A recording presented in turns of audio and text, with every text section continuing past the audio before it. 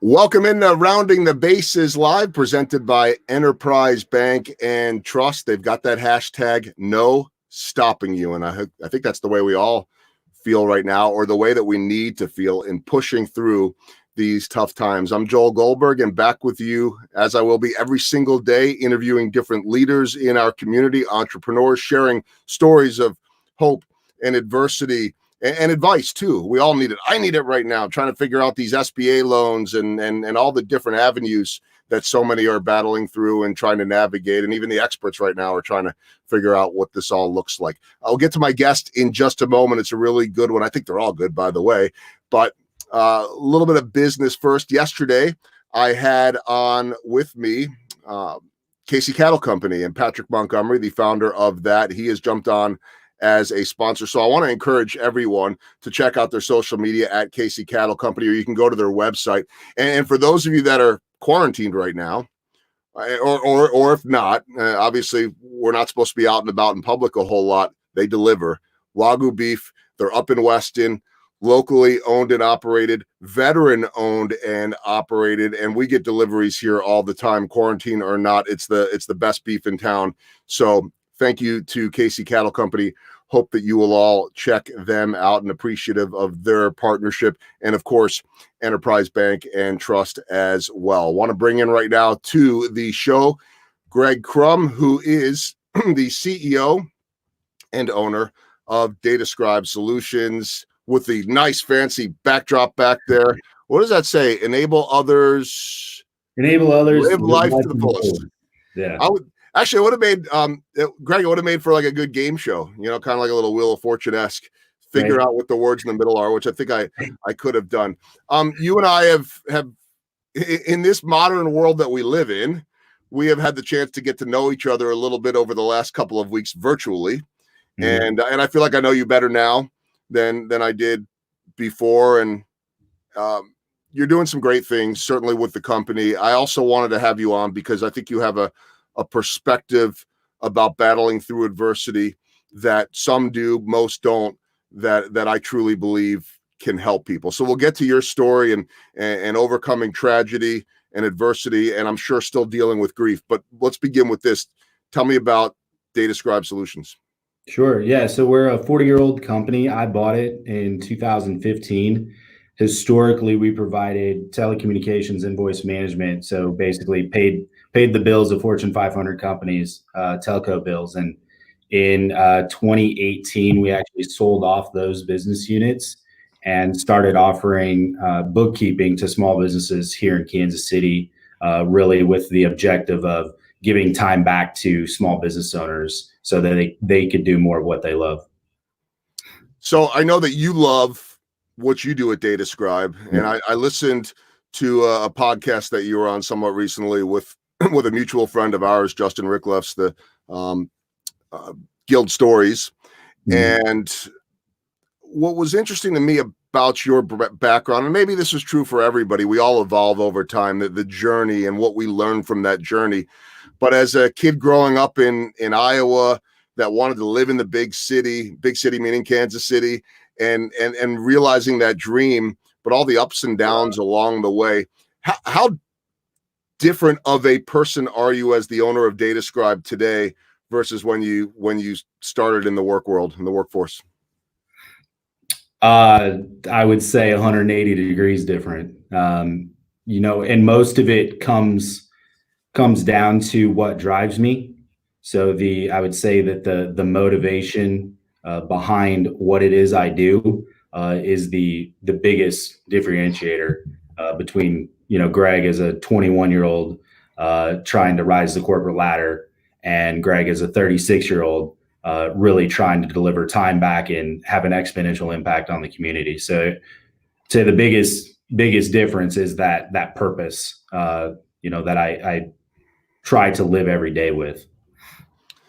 Well, first off, I don't think there are a lot of 21-year-olds that have that figured out. And quite frankly, there are 30-something and 40-something-year-olds that are still trying to find that too. I think once we find our purpose in life, there's just so much more meaning. There's so much more drive. I've said this many times before, but my dream was to be doing what I'm doing right now. Not, I mean, I didn't know that this was going to be right.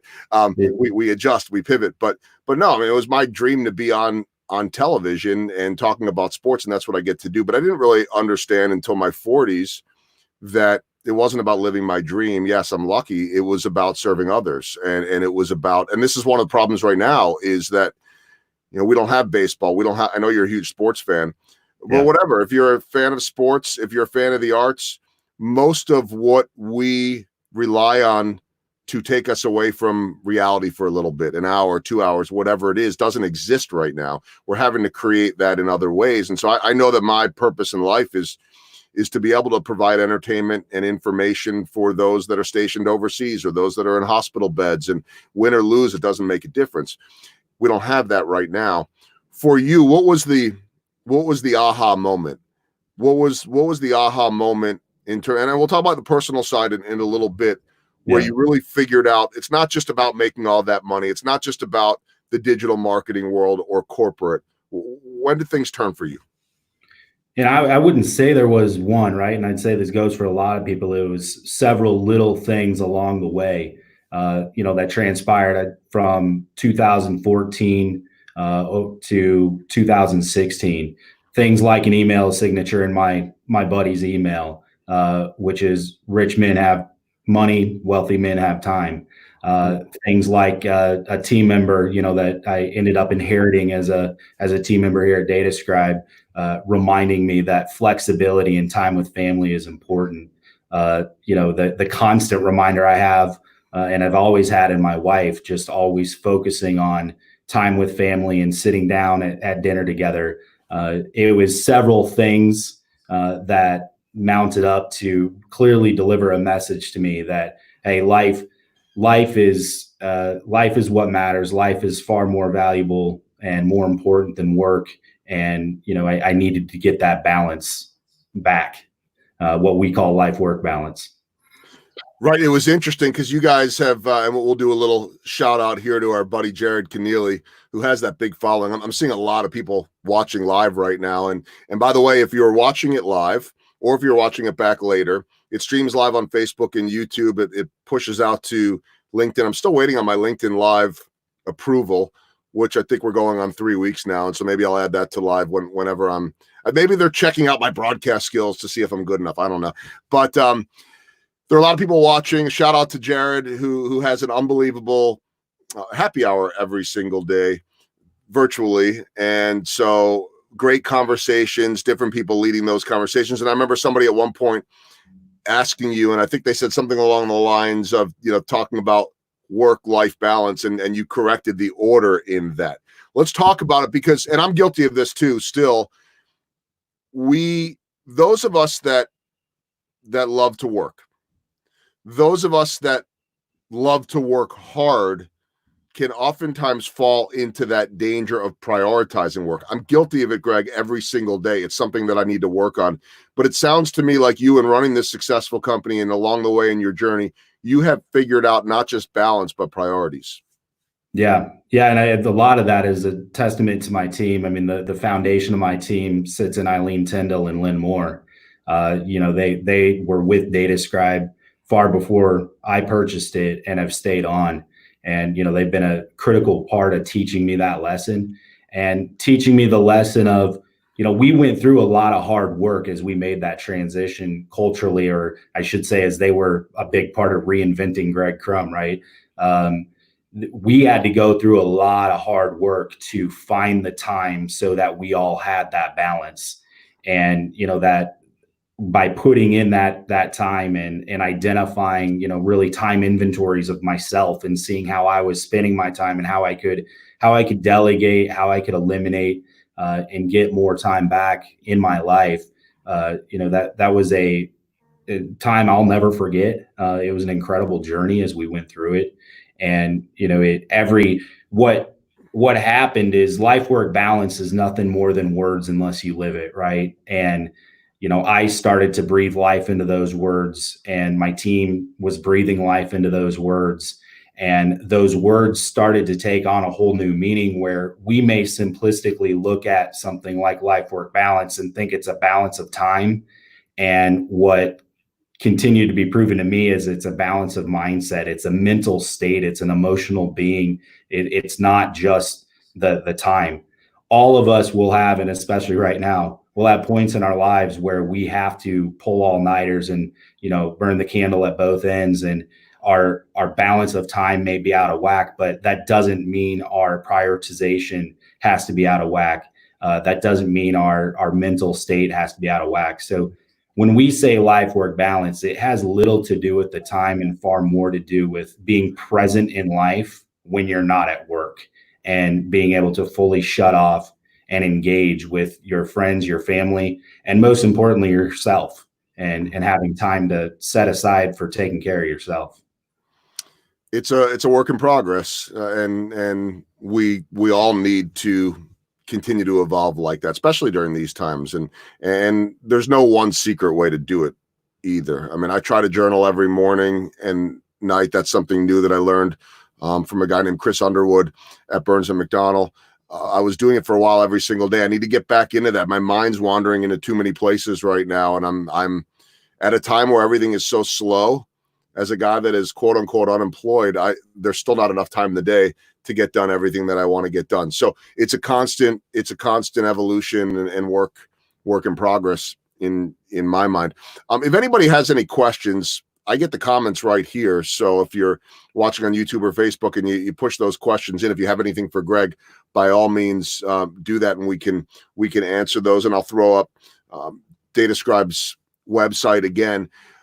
Before I get into the personal side of things, how have you guys as a company right now, and certainly knowing that there are a lot of small businesses out there that are struggling in so many ways to stay afloat, how are you helping? Our number one thing is trying to provide information. And, at a time where especially our clients are all small business owners spanning across all industries, right? And some are doing fine. The ones in the B2B space, they seem to be relatively unaffected for the time being. But those that are providing services to consumers are certainly struggling. And so what we're trying to do is arm them with information, make sure they're well informed. You referenced the SBA side of things, and making sure we're educating them.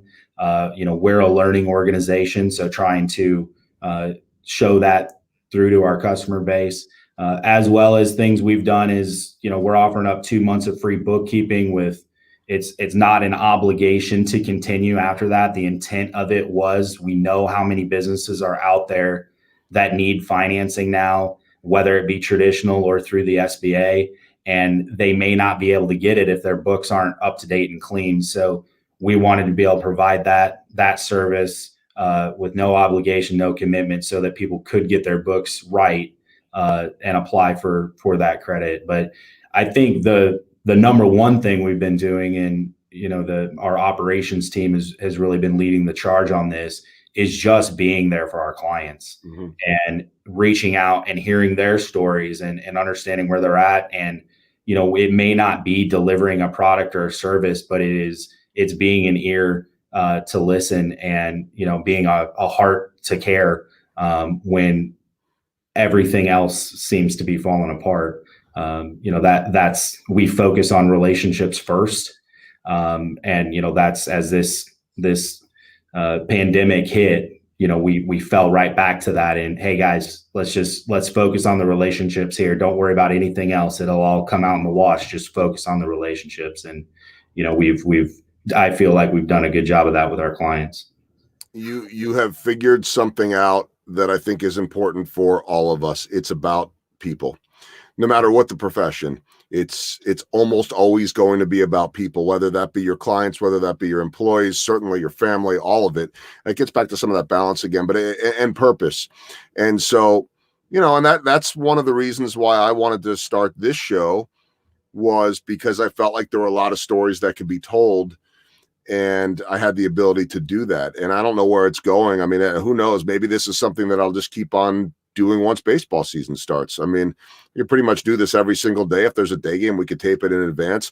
I'm sitting in front of a computer. I mean, I've had a couple of people say, boy, your camera, what camera are you using? My MacBook. I got a $40 ring light behind it, and I got a black drape behind me in a closet, and it works, you know. So, and that's a bit of what's going on. I mean, I when I heard you on our virtual happy hour talk about offering that free bookkeeping for 2 months, it spoke to me, because it's like you're just going out there and saying, no catch, who needs help? And by the way, you'll build relationships with that. If you don't get the business out of it, you still know that you're going to impact others, which is important. And that all works itself out. I mean, I don't know. And I'm curious your take. To me, I don't know if it's easier said than done. It makes a lot of sense. Maybe not everyone is in a position to be able to offer that, but the amount of services, advice that people are giving each other right now almost echoes what I'm seeing when you walk around your neighborhood and more people are waving than ever before. I almost feel bad when I see a random car or even a service truck driving, and I'm like, wait, I probably don't know this person, but I really should wave, because everyone's kind of feeding off of each other right now. Is that a fair way to put it? Absolutely. I mean, I listened to yesterday's podcast with Patrick, you know, and he talked about kind of the military aspect of it, of you're never leaving your brother behind, right? And you're supporting your team. And you know, I think that's one of the amazing things that we've seen time and time again in America, and especially in our Kansas City community, is people come together and are there for one another. And you know, I've reestablished friendships and relationships virtually with people that I haven't talked to in years throughout this. So you know, and it's continue to focus on the who and the who's around you, and the less about the, you know, why did this happen, the thing that we can't control. But when you focus on that who's around you and how you can help one another, we're all, at the end of the day, we're all people. We all, you know, put our pants on one leg at a time, and you know, there's no time for ego in a moment like this, and focusing on those relationships is what will pull us all through. Yeah, I remember one of my first days, I was looking as the show's going, and there weren't a ton of people watching yet. And I sent a text as I was live on here to my marketing manager, Danielle Welsh, and I said, there aren't a whole lot of people watching. She says, don't worry about it. Just do it. Just go and do it. And suddenly what I'm seeing is, as we post the previews and then the links on places like LinkedIn, and you know, maybe a couple hundred people saw it, and then suddenly 5 days later 1,000 people have seen it. And it's and that's one of the things that I like about this world right now, is that this isn't a look. I can't reach the amount of people that we would reach during a Royals game. The numbers that we have and the ratings that we have still last year during a down season are better than most in the country in terms of percentages. But what I do know is that this stuff, it's not a one-shot deal. It's up there. It's up there on the YouTube channel. I mean, I'll throw that plug in right now. Just search Rounding the Bases Live, and you'll find it out there. And so there are hopefully a lot of resources with these different guests that hopefully can help people or just bring hope. And so that's where I want to go right now with you, Greg, because one of the things that I try to do, and we're all having down moments, that's okay. I call it my personal pity party. I personally won't let it last very long, and I haven't had a whole lot of them. I'm energized by all the people around me right now. I'm energized at a time where there's really no income coming in, of saying, you know what, I get a chance to do some things here and be involved in something different, hopefully help people out. But I also try to think about it in terms of perspective. Right now, I should be, well, today's the home opener. I mean, you know that. You were mentioning that to me before we came on. And, you know, we all should be celebrating baseball today. But I know personally here in the house, my wife and kids are healthy. Today they're healthy. And that's a blessing. And my parents and my in-laws are healthy. That's a blessing. And we have a roof over our head. That's a blessing. There's perspective to all of this. So many times it's, okay, I lost this, I don't have that. But if you flip it upside down, it's look at what I do have. And when I think about what you went through, and you've heard this many times, and I'm going to have you talk about it because I know that you are at least comfortable. I'm sure you don't like it, but I've heard you talk about it enough that it's something that you, if you're not comfortable with it, I think you find, you can correct me if I'm wrong, purpose in using your daughter's name and memory to inspire others, which is a very powerful thing, and certainly keeps her memory alive not just for you guys, but for others of us to learn about her. So it's all about perspective. Tell the story about your daughter and what happened, and then we'll push forward through that and kind of where it's led you. Sure. Yeah. So I can be a bit long-winded, so I'll try All to keep. yours. It's all yours.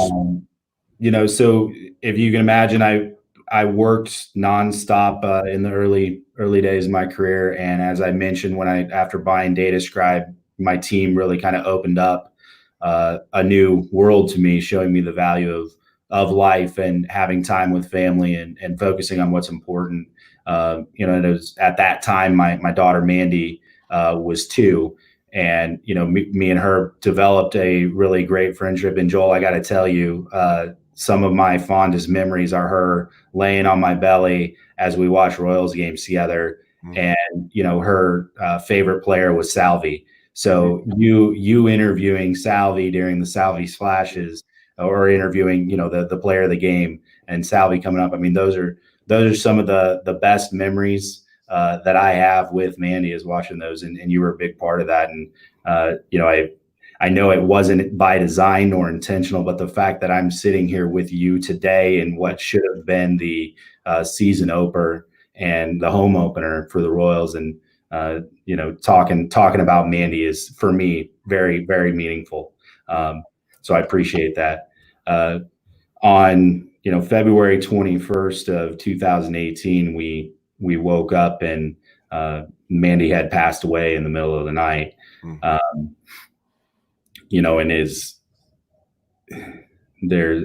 sorry. And she was 5, right? She was almost 5. Yeah. So her birthday was on St. Patrick's Day. So February 21st, she was, about 3 weeks from being 5 years old. And, she taught me, in her short life, she taught me more than anybody else. And I've had some incredible mentors and been around some incredible leaders in my life. And, but she taught me more than anybody else. She taught me the value of playing. She taught me the value of letting people into your world, and sharing what you needed. And, as far as being comfortable talking about Mandy, you're right. It's hard. Every time. It's an incredibly difficult story to tell, but I said something at, Mandy's celebration of life, that running from what is difficult as far as it relates to Mandy is the same as pushing her away. And that's something I never want to do. And so any opportunity I get to talk about it and share her story, I run towards it. Because it's healing for me, but more importantly, it's exposing everything that Mandy taught me. And, I get to share the lessons that she bestowed upon me with as many people as possible. So it's not easy. It's not comfortable, but it's necessary. Well, you're courageous for doing it. And yeah, I don't have advice to tell you that it'll ever be comfortable. I just can only imagine that you pull from her energy in those moments. And for all of us that never met her, we all could picture what that almost 5-year-old girl would look like. If you have kids, mine are 17 and 14 now. I know what that 5-year-old was like. And if you have nieces, nephews, whatever it is, you don't have to be a parent to certainly appreciate the joy of a little girl. I mean, you talk about laying on your child. There's something about a little girl. So there are a bunch of things that I want to talk to you about. But what happened? Do you even know what happened? I guess that's the first question. And then how were you slowly but surely, and I know it's still a process without knowing, I know that you and your wife and your family still have to be grieving. That doesn't just go away because it's been 2 years. But what did you find out, and how did you make that initial push forward to get back up as a guy that does celebrate life? So we, officially it was ruled as sudden unknown death. Unofficially, what the doctors explained to us is, they can test only so many things, and once it gets down to the point of no conclusion, they kind of have to conclude that it was a electrical failure of the heart, is what they unofficially think happened. So we had a couple stays at hospitals that seemed like the flu, and we were sent home within less than 24 hours that we now know were probably related incidents that just didn't get caught. But for all intents and purposes, we had no preparation for this, and certainly didn't ever imagine that it would happen. As far as being able to move forward, the number one thing that gave me the strength and peace was my daughter Mackenzie's response to it. At the time, she was 12, and the morning that it happened, and right after it happened, she ran into her bedroom, closed the door, and the next time I saw her, she came out and said, "Dad, God spares the righteous from evil." And that what that did, which for anybody that's gone through grief, one of the big most challenging stages is asking why, and the anger that can come from something like this. And because of her wisdom, and because of her sharing that with me, and I may still go through it at some point, as you said, you're never over something like this, but that gave me peace and comfort and strength. And as I said earlier, I didn't focus on the why. I didn't get angry about the why. I focused on who was around me at that point. And the who that was around me was obviously my family. And, I still had 3 children with me on earth, and I had my wife, and I had to be strong for them, and I had to be there for them. I couldn't do that without an amazing support group.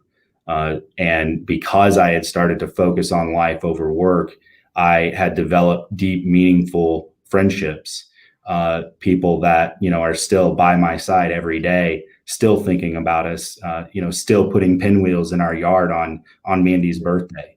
So I had to rely on the who in my life and lean on them to give me the strength. I had my team who, because we had taken the time to empower one another and maximize our strengths, I had a team that overnight took my business and ran with it, and made me stay away for 4 months.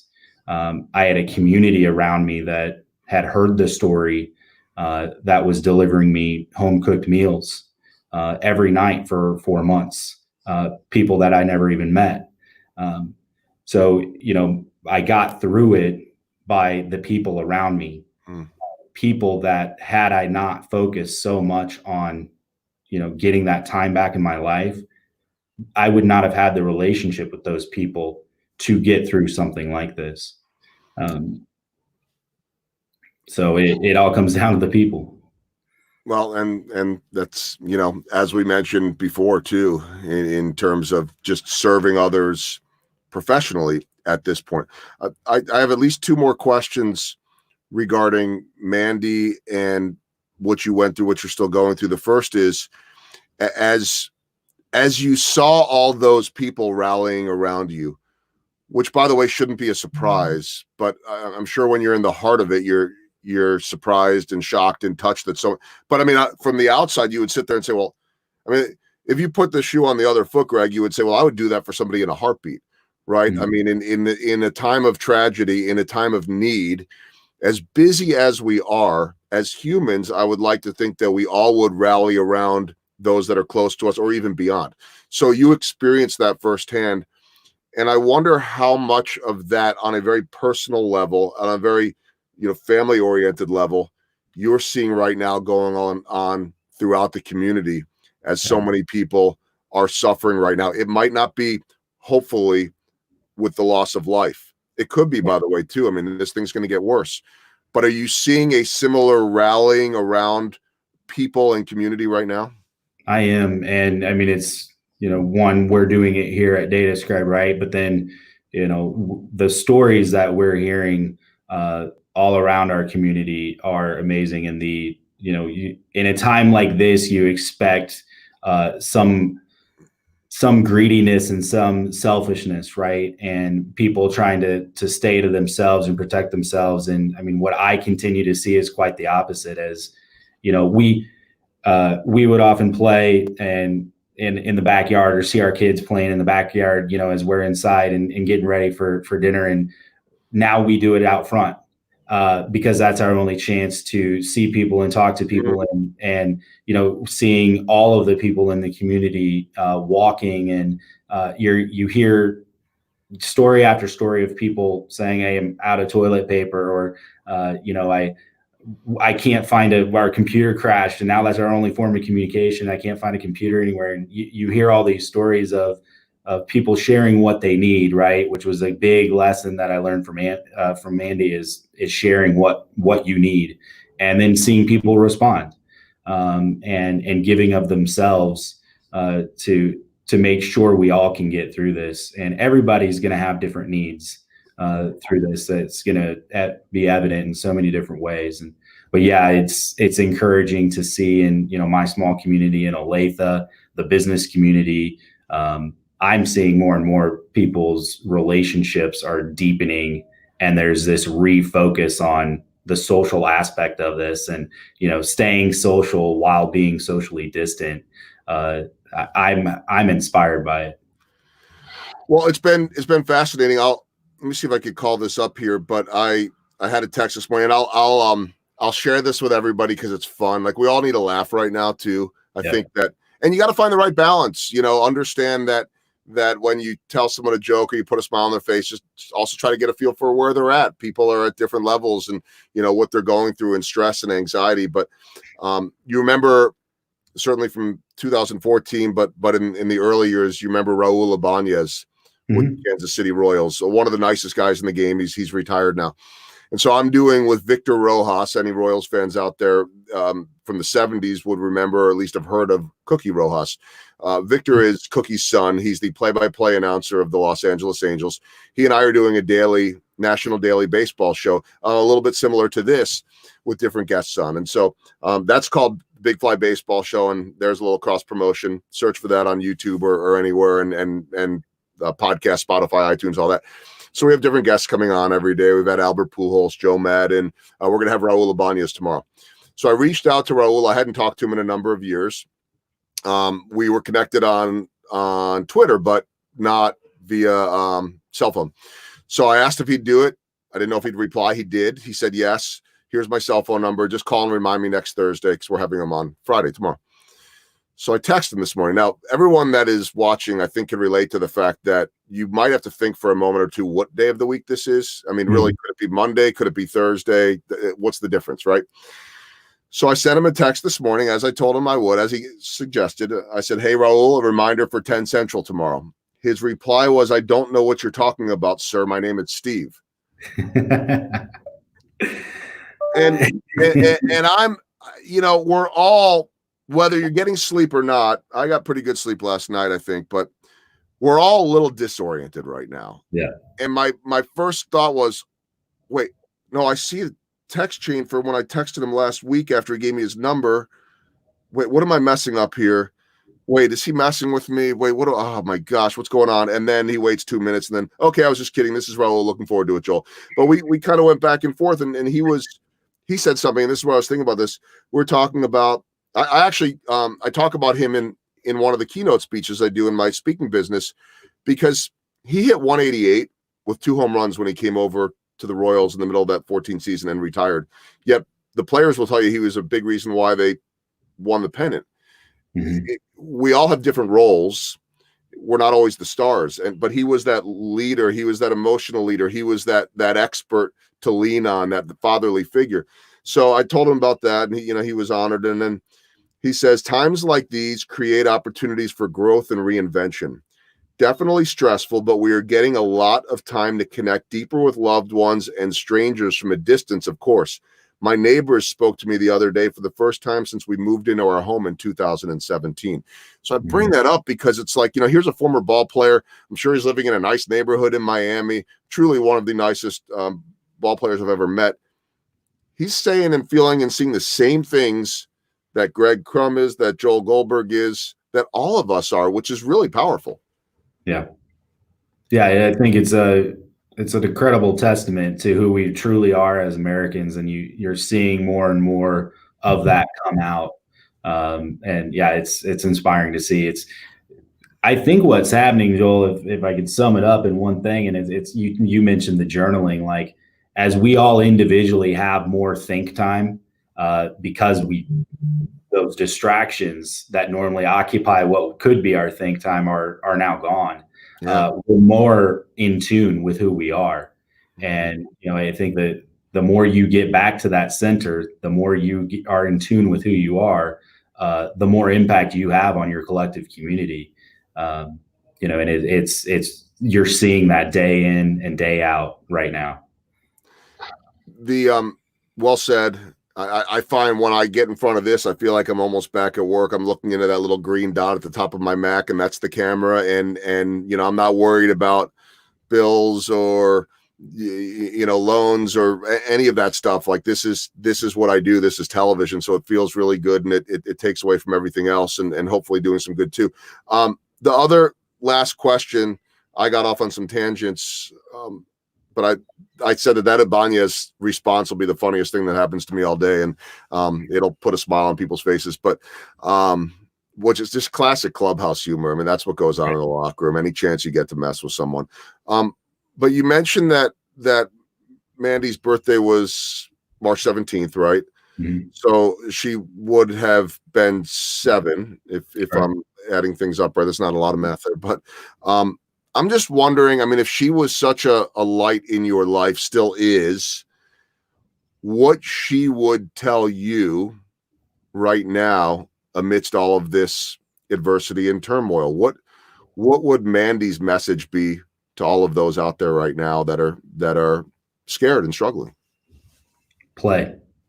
I wear a bracelet, if you can see it. Mm-hmm.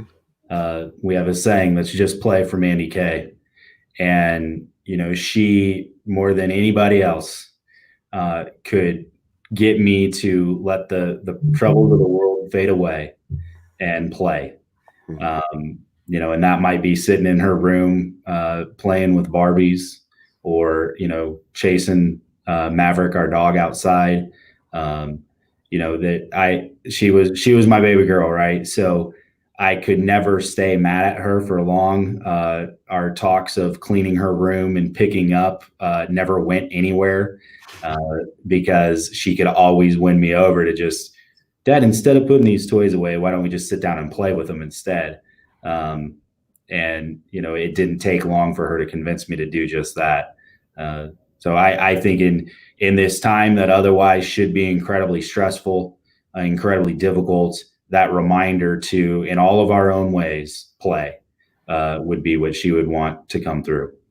It's great advice. And I didn't know the answer to that. I know I've heard you talk about the bracelet, but there's something beautiful about a little kid, and the fact that you can still channel that energy, that passion that she had, is one that'll help a lot of people. And I know that you think about that, I'm sure, on a regular basis. So, Greg, a few things. First off, thanks for the vulnerability, and I knew that it's something that you were willing to do. But I hope that everyone watching can find perspective and find hope, and I think hopefully do that also in the memory of Mandy. So I appreciate you sharing her with us.